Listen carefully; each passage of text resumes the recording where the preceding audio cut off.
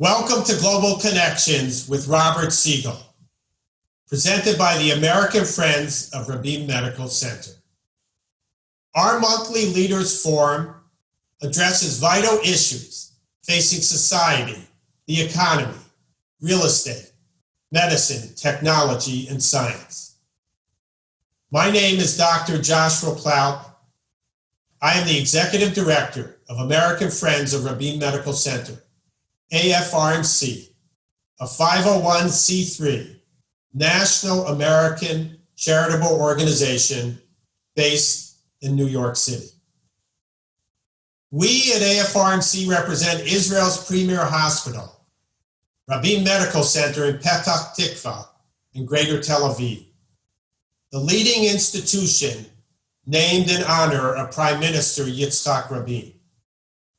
The hospital is a model of coexistence, as it serves 1 million patients annually from all ethnic and religious backgrounds with the same compassionate care. Please support our mission. Join our community of friends. Visit American Friends of Rabin Medical Center online, afrmc.org, via our website and social media outlets, on Twitter, Instagram, LinkedIn, and YouTube, and on our Facebook page and discussion group. Our host and moderator for Global Connections is Robert Siegel, former host of All Things Considered on National Public Radio for 30 years. Over the course of an hour each month, Global Connections features guests who Robert Siegel interviews as they explore important issues in our world. We dedicate today's program to our namesake, Prime Minister Yitzhak Rabin, as we commemorate his legacy 25 years after his assassination. Today's Global Connections topic is America and the Middle East after the election, looking back, looking forward. Thank you to our very special guest, Thomas Friedman of the New York Times, and from the Washington Institute for Near East Policy, Ambassador Dennis Roth and Senior Fellow Ghaith Al-Omari.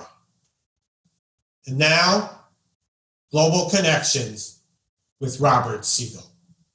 Thank you, Josh. And it's my honor to host another monthly forum for the American Friends of Rabin Medical Center.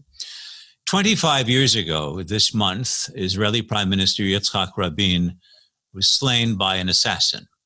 Not an Arab terrorist, but a Jewish zealot who opposed the Oslo Accords between Israel and the Palestinians. The likelihood of a successful, comprehensive peace agreement based on Oslo was looking pretty unlikely even before Rabin's death. After that moment, it appeared still far less likely.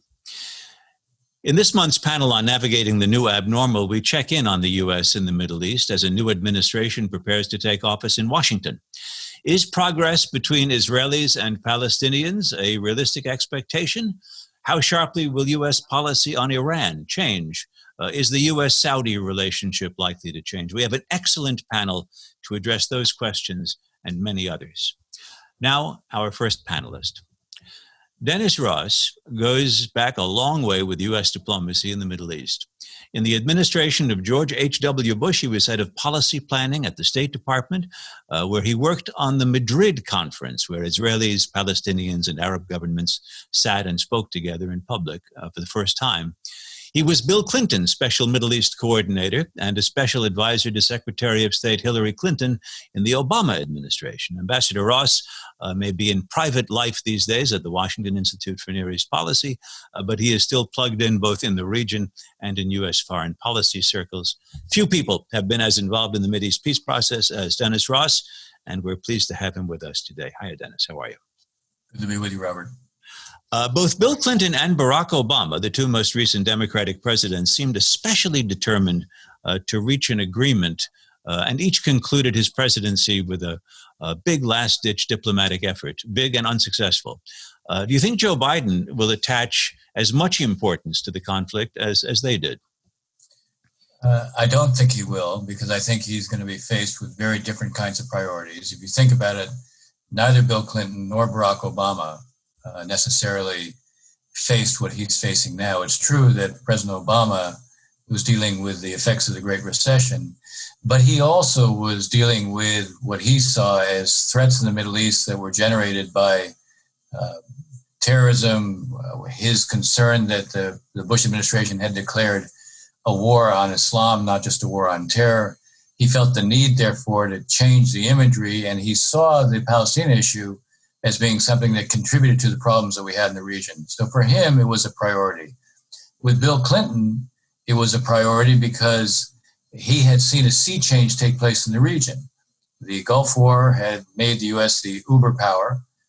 There was a sense that the Arab states had joined with us in fighting Saddam Hussein, and in doing so, created a new possibility. The Madrid conference, as you made a reference to, broke the taboo on direct talks between Arabs and Israelis, and Bill Clinton saw the possibility of producing maybe 3 or 4 agreements in the region. So they each had reasons to put this as a priority. Joe Biden comes in and not only is he dealing with the pandemic, the economic consequences of the pandemic, the likelihood that the pandemic will be surging even as he assumes the presidency, but he also knows that there's a stalemate between the Israelis and the Palestinians. There have not been direct political talks between the two for 6 years. He looks at what is a wide gulf psychologically and substantively, and he and those around him understand you're not going to produce a breakthrough. So it makes sense to restore diplomacy and take advantage of some new realities in the region, namely Arab state outreach to Israel, but not to launch a big new initiative between Israelis and Palestinians. He's got other fish to fry that are more important, and he also wants to work on something that has more of a chance of success. There are critics of the Mideast peace process who say that the very idea of the two-state solution it's a nice idea, but it's one whose time has still not come, and it likely never will, they say. So get real. The challenge is to assume a single state that includes Israel, West Bank, probably Gaza, and argue that it should be democratic. What's wrong with that argument? Well, other than the fact that it doesn't relate to the Middle East, it's just fine. I think the reality is that take a look around the Middle East. Every place where you have more than one national identity, more than one sectarian or tribal identity, you have a state that either is at war with itself or completely paralyzed. We have between the Israelis and the Palestinians 2 national movements competing for the same space, 2 strong national identities. They are not going to coexist in one state, as one of the senior PLO people said to me years ago. Look, in one state, either they will dominate us or we will dominate them. If you want to ensure a perpetual conflict, then you ought to push for one state. If you want to recognize the reality that you have these 2 national movements, then as difficult as it is, let's figure out how we get from where we are to a 2-state outcome. Yeah. You start by ensuring separation between the two. And then over time, you can build this. Ultimately, we've seen examples of Israelis and Palestinians working together. Our challenge is to find the political will among leaders and to create a sense of possibility among publics. Right now, that's completely missing. Disbelief is what characterizes both Israeli and Palestinian attitudes. We have to find a way to restore a sense of possibility. And I believe that exists. I do believe that Arab states that are reaching out to Israel can actually serve as a bridge between Israelis and Palestinians and not a bypass road. Those are developments in the Middle East. Let's look at developments in the United States. If this month the American electorate had decided to give Donald Trump a second term rather than elect Joe Biden, do you think that would have had much impact upon either politics or diplomacy in the region? Well, it would have had an impact for sure. On the one hand, Donald Trump obviously, by hosting what was a peace agreement between the UAE and Bahrain and Israel, was actually presiding over another peace agreement. We hadn't seen one since 1994 between Israel and Jordan. The interesting thing is, would the Palestinians have come back to dealing with a Trump administration if there was a second term? My guess is they probably would have had to find a way.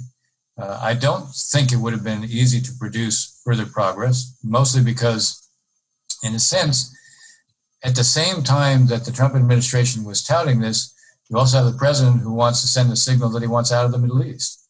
If the U.S. is getting out of the Middle East, you're going to find other Arab states not so keen to go ahead and necessarily normalize with Israel very rapidly. It isn't to say that they won't continue to reach out to Israel, because they'll do it for their own reasons, but they won't be doing it because they think they can get something from the United States. Ironically, now with the President-elect Biden, a country like Saudi Arabia that has to look for ways to improve its image in the United States, and especially with Democrats, one area where they may be able to do that is by doing more on the peace front with Israel. I don't expect them to make one big leap, but then again, the UAE didn't either. They developed a relationship with Israel over the course of more than a decade. So I do think we may see more of a step-by-step approach now.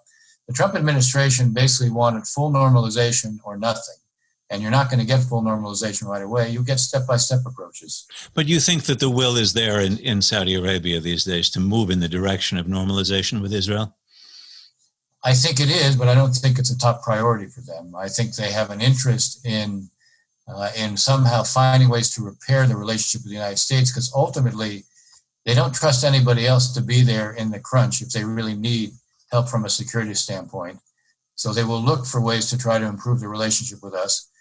A number of things they'll have to do domestically, like release women prisoners, as one example. Mm-hmm. But if they launch a big new initiative on Yemen, if they do outreach as it relates to Israel, if they make it clear that there's structural changes in the aftermath of the Khashoggi so that this can't happen again, and so the women prisoners also, whatever has been done to them, can't happen again. These are all moves I think they could make.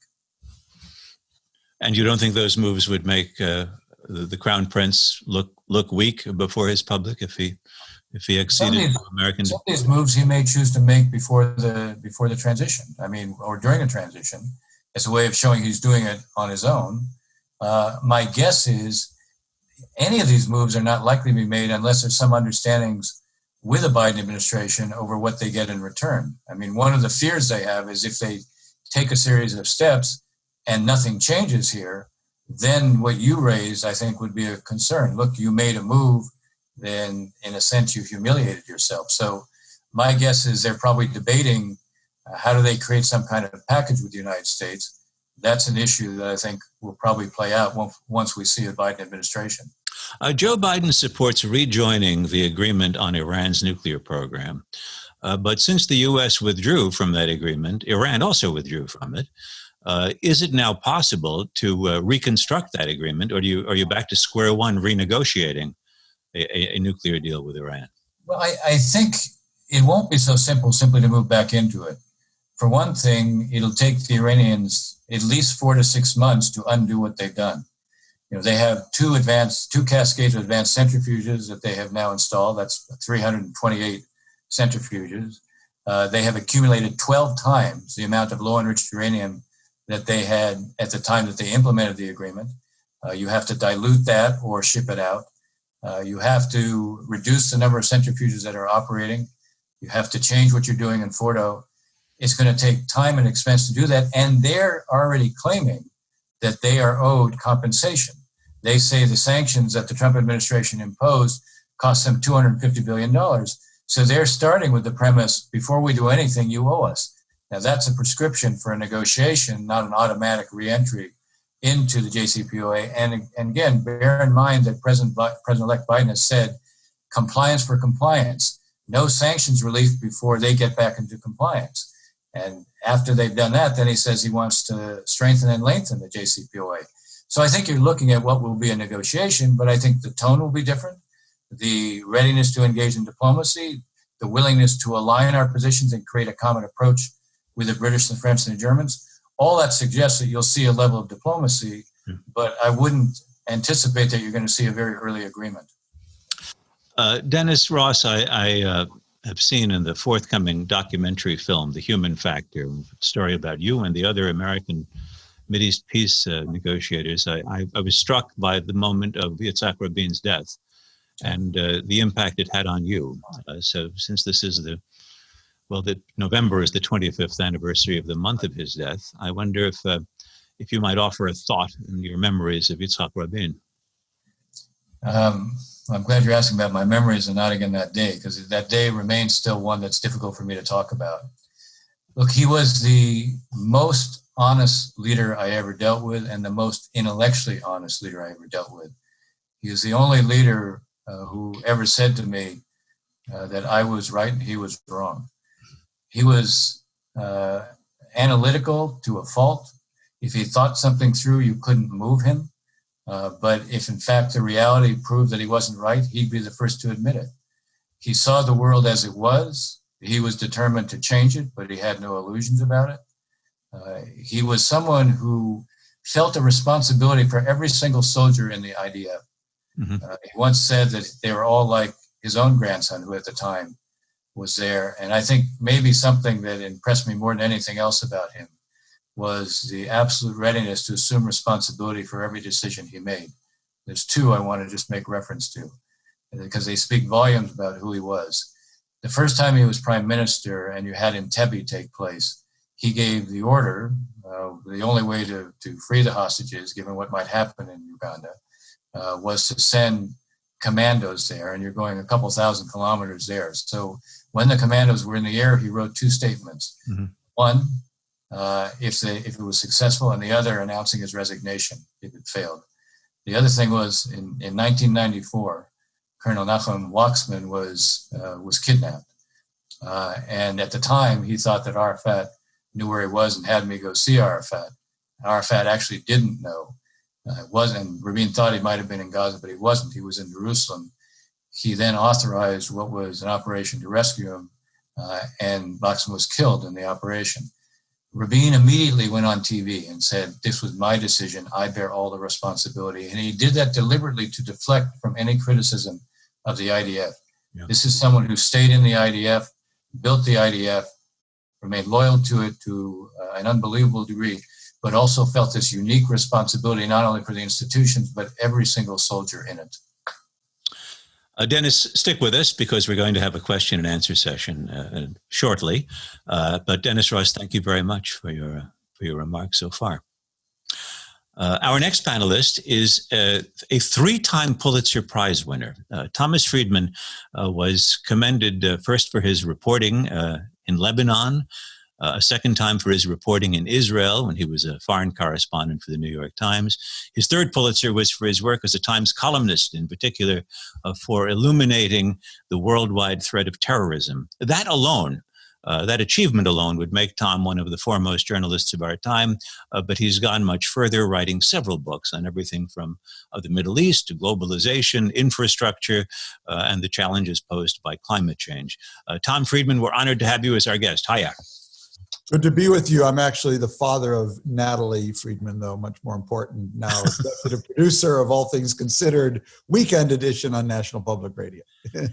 Yes, I should say that, people who give to public radio get, they get little prizes. Thank you. Right. Tokens of our appreciation. For giving a daughter, I think you give a lifetime of tote bags and mugs that you can count on. In August, Tom Friedman, after the Israel-UAE normalization was announced, you wrote a column in which you agreed with Donald Trump that it was a huge breakthrough. You called it a geopolitical earthquake. Why was it so important? And what can a Biden administration actually do in the Middle East, or what can their mediator in the Middle East do to try to build on that agreement and the normalization agreements that came after it? Yeah, I can now say, Robert, that the president actually called me to thank me for my column. So that was interesting. Yeah, I think it was huge. I think it was important on many, many different levels. First of all, it created a new axis in the region. When the most successful Arab state gets together with the most successful non-Arab state, that creates a dynamic, a pole. If you're sitting in Beirut today and, under the thumb of Hezbollah, and you're bartering eggs for chicken to feed your family at dinner, and you see these two successful states getting together, it starts to change the emotional chemistry. You start to say, you know what, I'd actually like some of that, And that feeds into a broader change, I think, in the region. It's reflected in what you and Denny were talking about MBS in Saudi Arabia. a realization of this generations of Arab leaders that they all have these youth bulges, and all these youth bulges want to realize their full potential. They don't want to fight the next war, the next liberation struggle, the next whatever. They're really into realizing their full potential. They're living in a world where they can see everybody in other places realizing their potential. And when they don't see themselves living in that kind of context, it really produces a lot of anger. And I think what you're seeing is more leaders responsive to that. And that's also part of the UAE Israel deal. That is, I think others will want to emulate it over time. Lastly, I would say it's just the beginning. It's just the sliver. But, relations between Jews and Muslims, historically, they've had all their ups and downs. But if all Jews had lived in Arab Muslim lands and never moved to Europe, there'd be 6 million more Jews alive today. And the experience of Jews in Arab Muslim lands, again, had its ups and downs, absolutely. But it also has a very rich and deep history.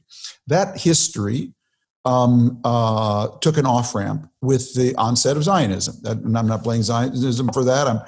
But I'm just saying that the conflict between Arabs and Muslims and Jews, really was not a natural thing from a broad historical sweep. And to the extent that we begin to diffuse that conflict by these kinds of peace arrangements, these are peace deals of countries that weren't at war with each other per se over Israel-Palestine, but were part of a broader breakdown in Muslim-Jewish relations. The fact that the UAE is building a complex with the world's biggest church and synagogue and mosque will be, or where the world's biggest will be huge. It begins to chip away maybe at that wall. That wall will never come down without some stable resolution, some fair resolution of the Israeli-Palestinian conflict. I think that would be an illusion. Mm-hmm. But maybe this will feed into it as well. So for all those reasons, I would say to one last point, Robert, the more the Middle East starts to look like the European Union and the less it looks like the Syrian civil war, that's actually a good thing. And it's about time.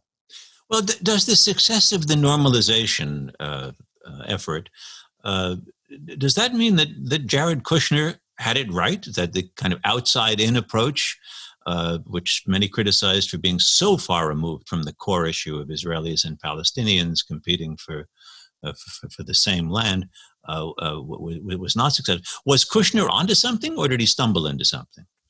Well, the whole peace plan reminds me a little bit, the whole Kushner initiative. Growing up in Minnesota, we used to have a saying that I went to a fight and a hockey game broke out. Mm-hmm. Sometimes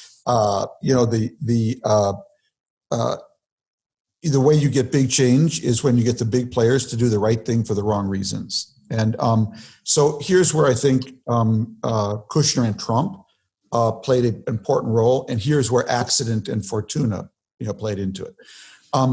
Where accident and fortuna played into it is that Kushner's approach to the Israeli-Palestinian conflict was very unusual. He comes from an Orthodox background, a very pro-settler. His team had no Arabs or Muslims on it. The Israeli ambassador to Israel was the American ambassador to Israel was Trump's bankruptcy lawyer. And a contributor to a West Bank settlement. Yeah, he was basically a representative of the settlers more to America than America to Israel. So they had this radically extreme pro-Israel, not just pro-Israel, pro-settler diplomatic team. And what they did, as much by accident as by design, is they actually challenged Bibi Netanyahu. Because Bibi, over the years, and Dennis can tell you, he had a favorite thing he'd say to American secretaries of state over and over: test me, just test me. If you create the political conditions for me to make peace, you will be surprised. Test me. So as much by accident as by design, Kushner, because they're just sort of pro-Israel, pro-Bibi, in effect let Ron Dermer, the Israeli ambassador to Washington, and Bibi write the plan. It basically says, well, what is it you need politically to get a plan through? Mm-hmm. And they said, well, what we could really use is to be able to annex 30% of the West Bank, including every settlement, hilltops, deep inside Palestinian areas, illegal everything. We get to keep everything and annex it. Give the Palestinians about 70% for their state, kind of disconnected but connected, and give them a little place outside of Jerusalem they can call their capital, and that's cool. We'll be fine. And so Kushner took it all down, and he made that his peace plan. And then a funny thing happened on the way to the peace conference. They laid the thing out, and David Friedman, the Israeli ambassador, told Bibi, you know what, because the Palestinians rejected it on its face, but people missed the fact Israel didn't accept it either. And what David Friedman told Bibi was, you can annex your part, basically, you can annex your 30%, and don't worry about that 70%. And here is where Kushner and Trump played a very important role at the behest of the other Arab countries, our Arab allies. They told Bibi no. No, if you want the deal, if you want your 30%, you've got to accept in principle that the Palestinians get a state in the West Bank on their 70%. So Bibi then went to his coalition, his base, which many of them are settlers, and he discovered what he already knew, what all of us knew, that the settlers were not at 70%. They weren't at 60%. They weren't at 50%. They were at 0%.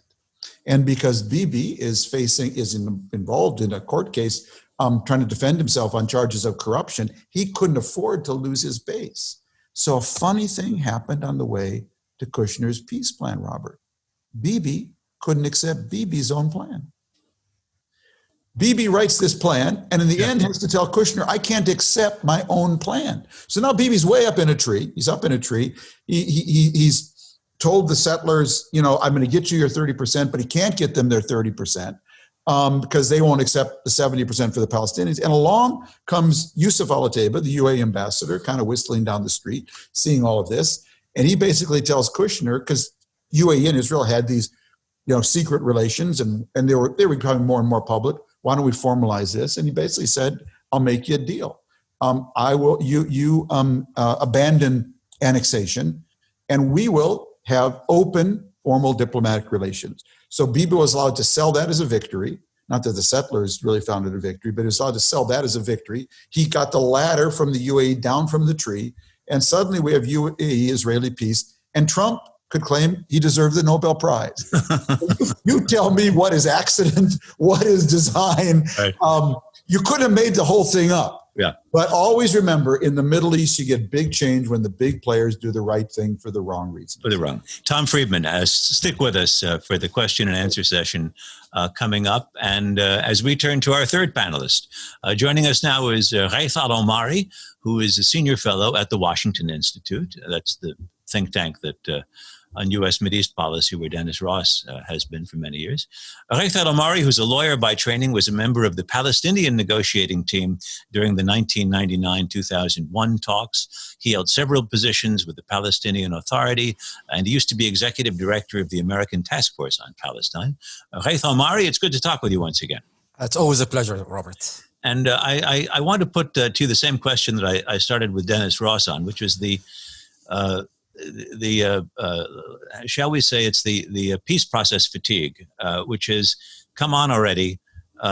There's a reason we haven't arrived at a two-state solution. It's that it's impossible to achieve common ground between these two parties. Give it up. Count on one state, which has both Jewish and Palestinian citizens, and pressure them to be a democracy, but give up on separation. What do you say? I'll start with where Dennis started. I mean, this is a conflict between two national movements that want to realize themselves within a nation and a state of their own. The Jewish people obviously want a Jewish state that can reflect Jewish identity, Jewish values, etc. The Palestinians want the same. The Palestinians want a state that it can be reflective of what Palestinians are. I mean, they've been deprived of a state since the 1940s, and they want to be able to have a state in which Palestinian culture, Palestinian identity exhibits itself. A one-state option simply gives neither of these two people that option. At the end of the day, in a one-state, as Dennis said, it will be a fight for domination. I mean, there are some basic questions if you think about a one-state. They might sound banal, but they're very important. What language? Is it Hebrew? Is it Arabic? What flag? Blue and white, red, black and green. Is Hatikva the national anthem? Is Fida'i the national anthem? And these are all issues that go to the core of identity. And I think it is ridiculous to think that both nations that have such a strong connection to their identity would at some point give up this identity and decide to hold hands, sing Kumbaya, and forget what they're there for. So I am very skeptical, but the big question that's implied in what you said is, what can we learn from our past failure to move the needle closer to actually getting to a two-state solution? I was struck by a panel that the Washington Institute hosted recently online. There were 4 very knowledgeable observers from Israel, Egypt, Turkey, and Saudi, I believe. And all of them agreed that Joe Biden has the great advantage of being the first president to come into office since George H.W. Bush, who actually knows the region, is familiar with the leaders and the issues. And as opposed to newcomers starting from zero. I just wonder, though, for somebody who is re-engaging in the region to whatever degree the next American president chooses to, what's different? What has changed about, say, the Arab world that might be surprising to someone who was quite active in the region in the 90s? Well, a lot has changed. I mean, at the fundamental level, I mean, 3 maybe major changes I would point to. One is the nature of the threat. The perception of the threat in the region has changed from a time when, we used to talk about the Middle East conflict. We always knew what we were talking about. We were talking about Palestinian and Israeli. Today, you talk about the Middle East conflict, where do you start? Yemen, Libya, Syria, etc. And in all of these, there is one, or in most of them at least, there is one common thread, and the thread is Iran. So the idea of what is the threat has really shifted more towards looking at Iran, and to some extent, for some Arab countries, Turkey as well, seen as part of the threat. Second is the kind of opportunity perception has also changed. I think what Tom mentioned, the fact that you have a generation that just does not want to continue living in the past. You have a generation that wants to be part of a bigger global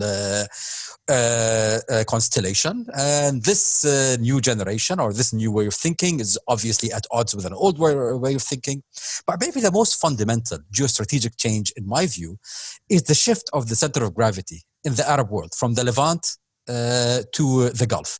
Traditionally, if you look at where most of the cultural, political, artistic production was coming from the Arab world, it was coming from Egypt, Lebanon, Syria, Iraq, etc. All of those today are either failed states or at best paralyzed states. Today, the energy is coming from the Gulf. Now, it's an energy that is coming with a lot of growing pains. Some of these growing pains have very tragic human cost. Look at Yemen, etc. But the fact is that today, the driver in the Arab world is the Gulf. What we saw in with the Abraham Accords and normalization is a manifestation of this, where the UAE and other Arab countries are saying, look, we're not going to be holden anymore to a conflict that's not our own. We need to look at our own future. So I think if we don't understand these shifts, you don't understand the new sense of both threat and opportunity, I think we might be in for some rude awakenings. I want to ask about Saudi Arabia, which figures prominently, obviously, in that. On the second anniversary of the murder of the Saudi journalist Jamal Khashoggi, the Biden-Harris campaign issued a statement that said this: "We will reassess our relationship with the kingdom, end U.S. support for Saudi Arabia's war in Yemen, and make sure America does not check its values at the door to sell arms or buy oil." Do you think that's just something a campaign puts out, and that actually the relationship will continue as it has been, or do you actually expect some serious reassessment of Washington's dealings with Saudi Arabia? Well, first of all, I think it is right for the U.S. Foreign policy to reflect both interest and values. This is what has always made the U.S. great and a force for good. And I think, looking at Biden's own history, I have no doubt that he believes in this approach. So for Saudi Arabia, I think, and rightly so, some of these issues like the murder of Khashoggi in particular and the imprisonment of women activists and things of this sort, we have to call them to account. And frankly, if you look at Congress, there is a lot of appetite for calling them to account.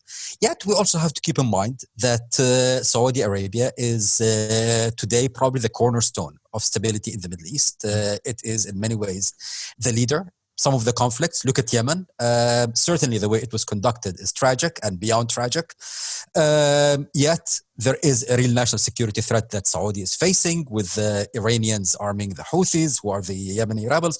All of this to say that for U.S. foreign policy to be effective in the region, we have to also recognize the reality. And at the end of the day, Saudi Arabia is too big of an actor to ignore. And I think, I hope, and I actually believe that the Biden administration will do a bit of both, will maintain our strategic security and other relations with Saudi Arabia without giving up on our values and continuing to push them to do these reforms. One thing that I would say is that, with all of the negativity we're seeing coming from Saudi Arabia, there have been some really important positive developments, maybe small, allowing women to drive, some of these domestic changes, but these are significant. And it's important for us, as we call them on their bad behavior, to also reward and encourage the positive behavior if we want to see change to the good.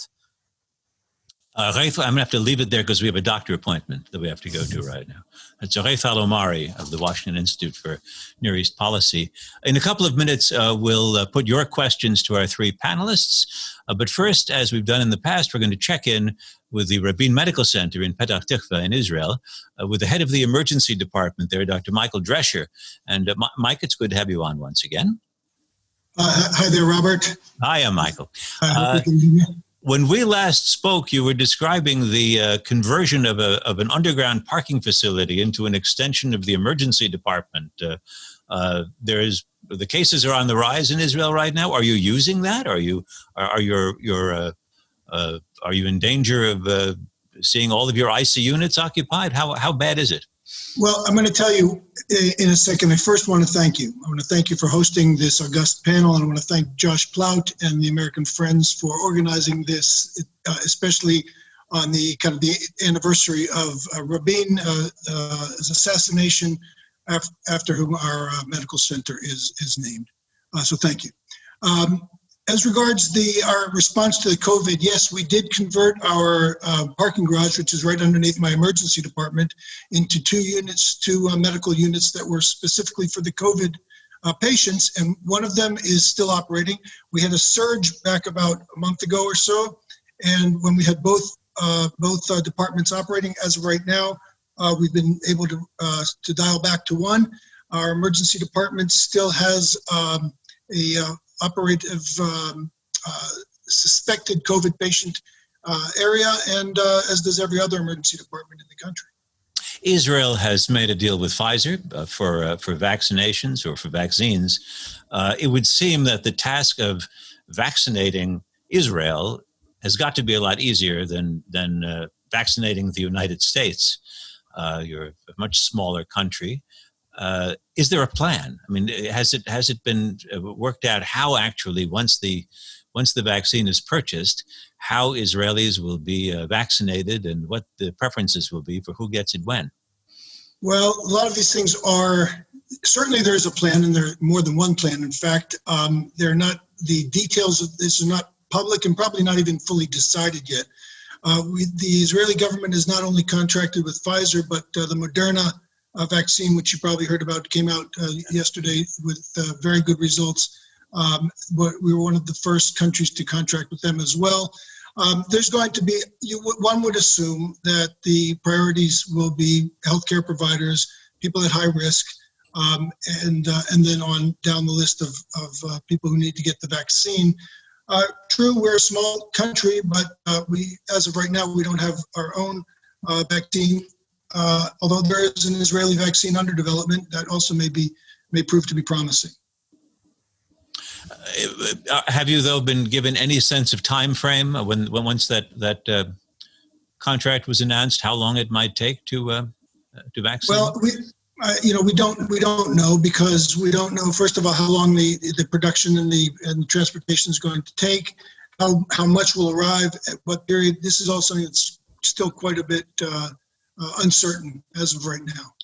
In America, the spikes we're seeing now in cases and hospitalizations, which many fear will be a leading indicator of deaths in a couple of weeks, this is getting to be almost as bad as it was at the beginning in March and April. Israel had a pretty good March and April, as I recall. Is what you're seeing now the worst that it's been since the start of the COVID pandemic? Well, the worst of what we've seen was really the lockdown. We had a shutdown which worked. They do work in reducing the number of new cases, but it was very hard on the country and we still continue to have results of that. As of right now, we had a surge back about a month ago where we were not overwhelmed, but we were getting close. And the number of sick people and very sick people was rising, not to the point of what we saw in Europe earlier in the spring, but we were getting there. And that was why the Rabin Medical Center opened up new units and brought on extra staff, et cetera, in order to deal with this. Well, Mike Dreischer, thank you so much for joining us so often, and good luck with everything at the hospital. It's great to talk with you. Now some questions for our panelists, Dennis Ross, Tom Friedman, Ghaith Al-Omari, about America and the Middle East. And I first of all, I have a question for, I just have a question for Tom Friedman. And since you've covered a great many countries, a great many leaders, I'm just curious, since we're at a moment when we're talking about the anniversary of the death of an Israeli leader and a change of leadership here, how important is national leadership? There are, many historians who would say that material interests and various historic forces to make decisions for us. How important is a gifted leader? How dangerous is an ungifted leader? Well, leadership is always important, Robert. It seems to me, in my career, I've seen about how a great principal can turn around a bad school, and a bad principal can ruin a good school. A great bureau chief can lift a news bureau, and a bad bureau chief can destroy a news bureau. So I'd say in general, I'm a big believer in just the importance of leadership through my own experiences in life. But I would say we're at a moment now of enormously rapidly accelerating change.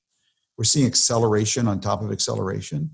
And in this kind of moment, small errors in navigation by leaders can have huge consequences. It's like the pilot of a 747 who enters his navigation data and just transposes two numbers, put the 7 where the 4 is and the 4 where the 7 is, and suddenly you discover you're 5,000 miles off course. And getting back on course can be hugely painful. And let me make a very specific point about that. Think about America over the last 15 years and China over the last 15 years. So China has implemented 3 successive 5-year plans over these 15 years, each one built on the other. America has gone from, in effect, an Obama plan, to a Bush plan, now back to a Biden plan. Each one came in, wiped out a lot of what the other guy did before him, started over. And the net result in a world of rapidly accelerating change is that you can start to fall behind. And I'm very worried about precisely that issue right now. Ghaith Al-Omari, the Palestinians' leadership is Abu Mazen, is Mahmoud Abbas, who seems to be a monarchical system. I mean, he will serve, I assume, until his death. It's a different model of leadership altogether. And he assumes the same, by the way. And unfortunately, what he has done is to ensure that any potential successor gets undermined. Today, if you look at the map, there are no successors. Not because there is no talented people, but because there's a system that does not allow them. And frankly, I'm less worried. Ultimately, when the time comes, someone will come in. What I'm more worried about is that the legitimacy deficit that this new leader has, the legacy that he will have will be very hard. And we have to start working on this now. working on it both by giving the Palestinians successes through small steps in the peace process, but also working on it by pushing the Palestinians again to work on reform, institution building, what former Prime Minister Salam Fayyad did. We need to bring that in. Otherwise, no matter who comes after that, the challenge and the legitimacy deficit will be so high that I worry. And Dennis, you mentioned the character of Yitzhak Rabin and how impressed you were with that, but his character wasn't enough to create a peace agreement. I mean, there's more required than just a strong, good leader, isn't there? Well, you also have to have a partner who's prepared to cross the threshold and make historic decisions at the same time. One of the interesting things about Rabin, in February of 1995, I was sitting alone with him, and he said, I'm going to build a security separation fence. And I said, why? He said, well, partly for security, but because he said, look, I don't know if we're going to be able to reach an agreement on the permanent status with the Palestinians, with Arafat. What I do know is if we don't partition the land, we lose our character, we lose our identity. Mm-hmm. So I will ensure one way or the other that we will partition the land. I'll do what is necessary if we can't reach an agreement. So he, again, was adopting a posture that said, I know what my mission is. My mission is to protect Israel, not just from all physical threats, but also from a threat that would change its character and identity. Here's a question that's been submitted to us, and whoever wants to take it can try. What specifically will it take to convince the average Israeli that making peace with the Palestinians is better than the status quo? Who wants to try that one? Well, why don't I start? Dennis? Look, I think the key here is understanding that the status quo is something that is sustainable at one level, but not at another. Can you keep what you're doing? Yes, you can keep what you're doing. But sooner or later, you're going to find you will become one state for two people. And when you're one state for two people, you're no longer Israel. So what is required in Israel is sharpening that point. That's when you'll begin to see, I think, an understanding, okay, we have to make certain changes. But I would add one other thing, Robert. Don't underestimate the impact of the UAE deal on Israel. This is the first warm peace that Israel will have. No Israeli would trade what they have. They wouldn't give up the cold peace with Egypt or even the cold peace with Jordan.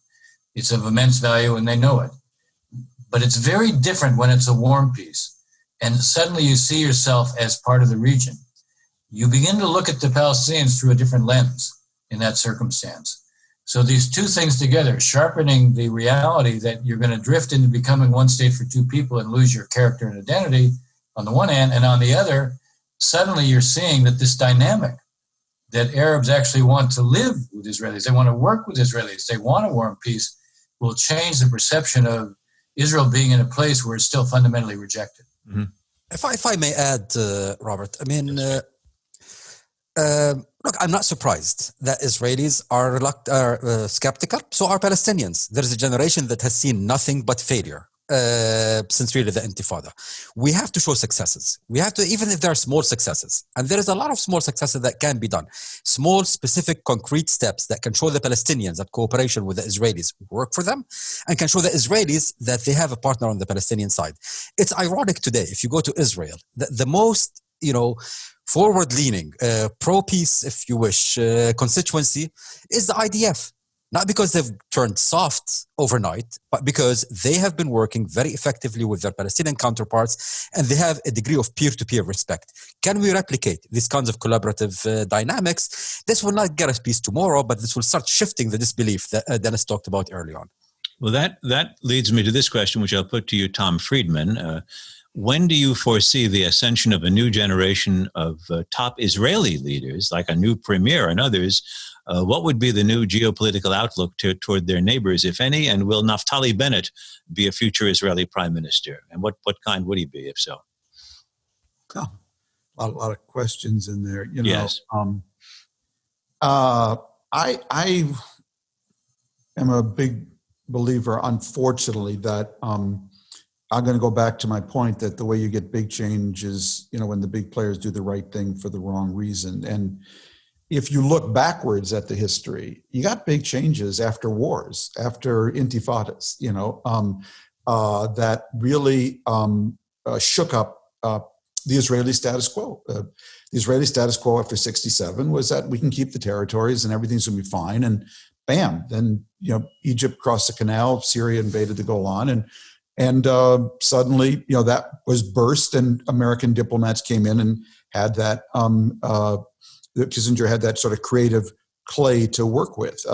The same, was after the first Intifada, the end of the Soviet Union, was another opportunity that people can get very comfortable, Robert, and only when you actually force them to confront the pain of maintaining the status quo will they change. If the status quo isn't painful, then the default option is not to do that. And so I'm not here calling for Palestinian Intifada.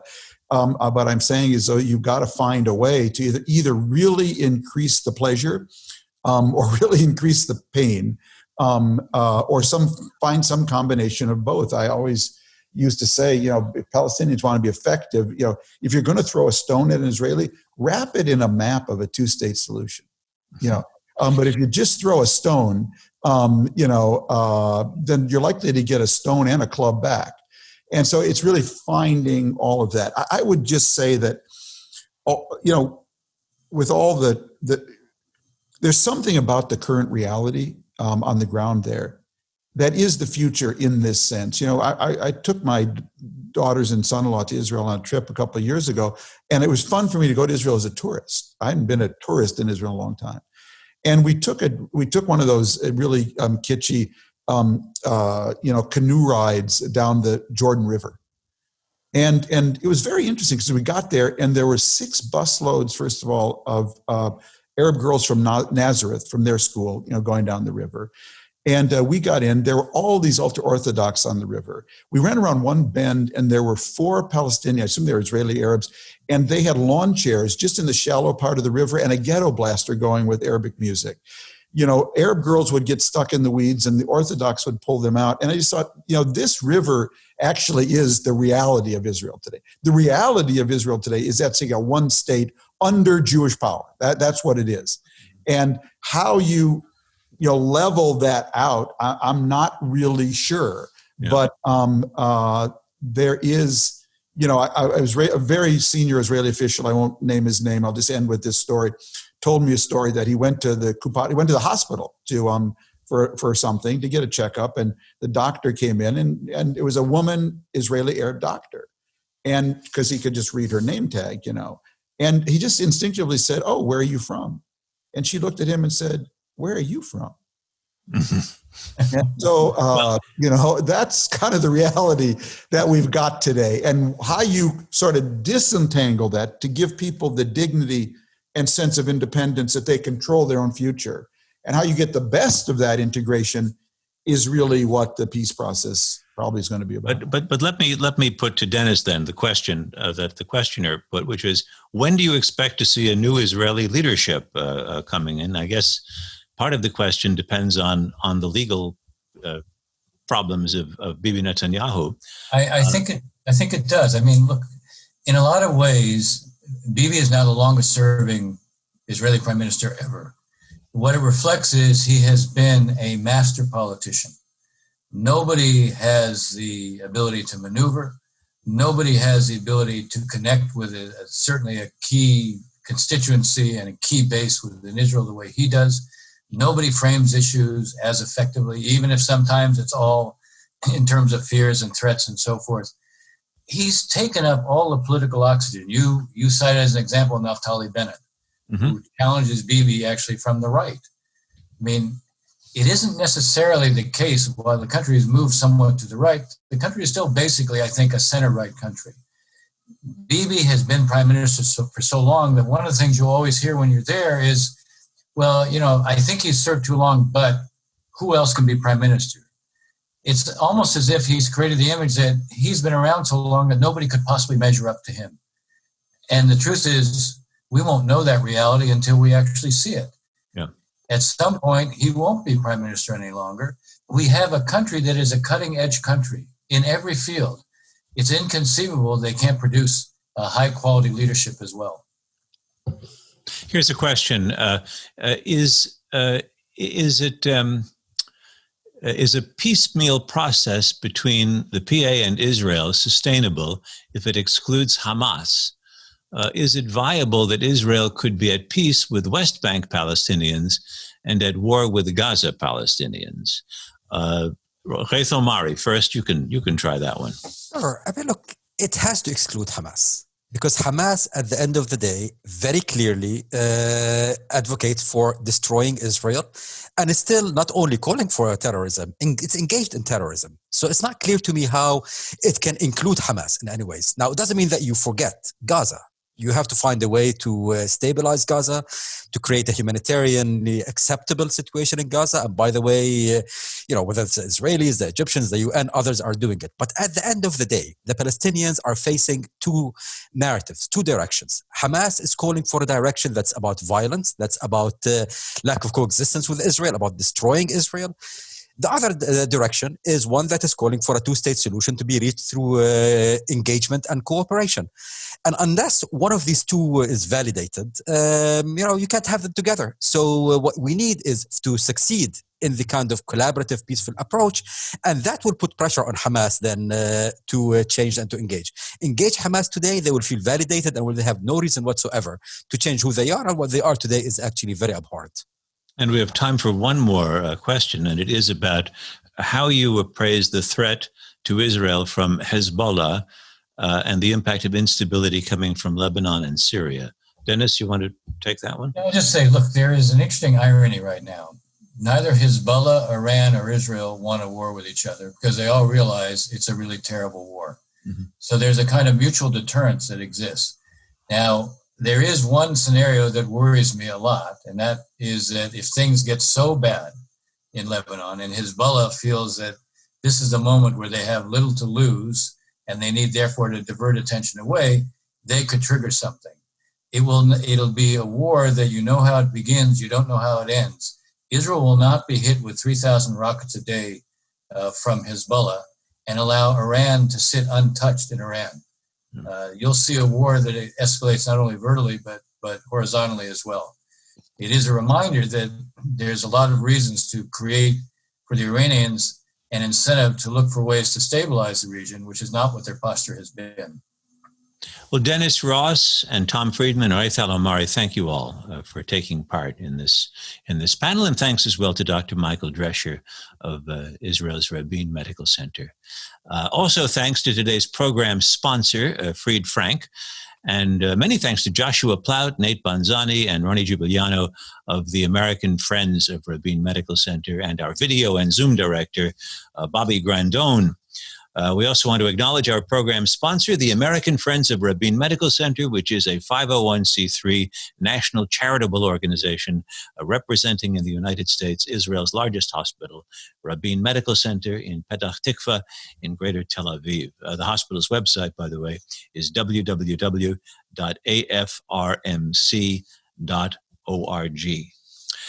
Join us next month, Thursday, December 10th at 4 o'clock, when we'll be talking about Washington, the presidency, Congress, and the Supreme Court in the coming year, as we see a new Congress sworn in and a new president inaugurated in the following month.